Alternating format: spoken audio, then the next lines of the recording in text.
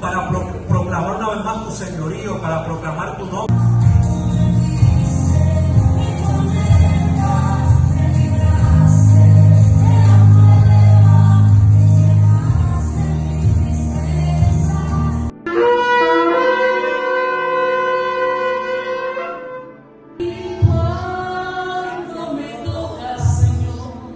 Con tu Santo Espíritu.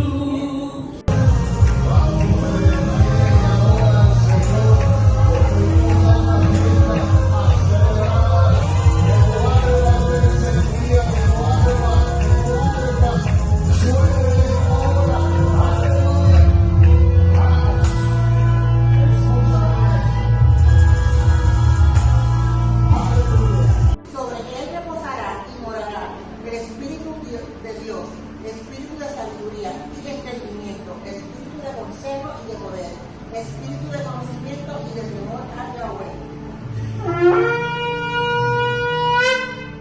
4, 3, 2, 1.